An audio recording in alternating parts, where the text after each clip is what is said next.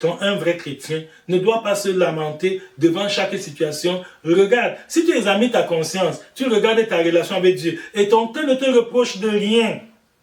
Ta conscience est le juge infaillible, ta conscience est la cour suprême. On ne peut jamais tromper la conscience. Tu peux tromper le monde entier, mais ta conscience connaît la vérité. Si donc tu t'examines à la lumière de la parole de Dieu et ton cœur ne te reproche de rien, la parole ne montre rien comme de mauvais que tu as commis comme faute. Et malgré ça, tu as un problème. Alors rends gloire à Dieu. Reste ferme dans ta foi. Continue à servir le Seigneur. Un jour, ton jour se lèvera. Le Seigneur se souviendra de toi comme il s'est souvenu de Joseph après combien d'années. Ça a pris du temps, c'est pas en un jour. Quand nous lisons l'histoire de Joseph, nous croyons que peut-être c'était un bon matin, que tout cela s'est passé le matin et le soir il est devenu premier ministre le même jour. Ce n'est pas en un jour que tout ceci s'est passé. Ça a pris du temps. Ça a pris du temps. Soyons patients.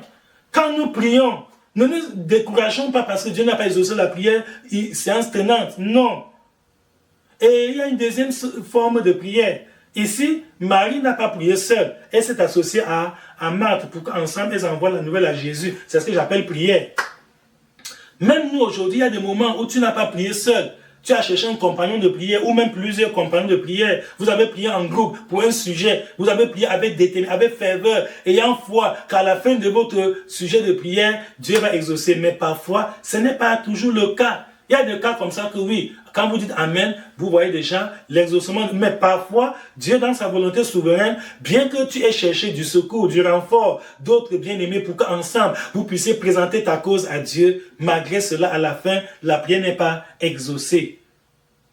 Que ça ne te décourage pas, mon frère, ma soeur. Que même votre groupe de prière ne disloquez pas votre groupe de prière pour dire que ça ne vaut plus la peine. Mais oh, je prie seul, je ne dois plus prier avec un frère ou avec une soeur. Non! Au contraire, tu ne sais pas pourquoi l'exaucement tarde.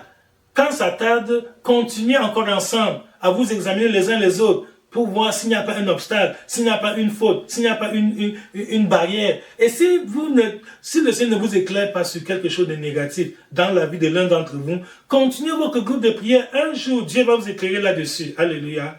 C'est très important. J'ai vu le groupe de prière se disloquer parce que, bon, après 1, 2, 3 jours, 4 jours, une semaine ou trop, on n'a pas eu l'exaucement de ce qu'on demandait à Dieu. On dit non, ça ne vaut plus la peine.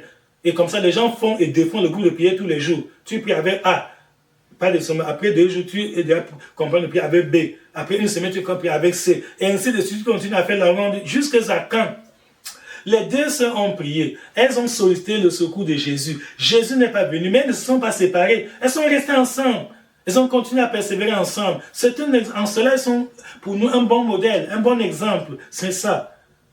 Donc, ne faut pas paniquer.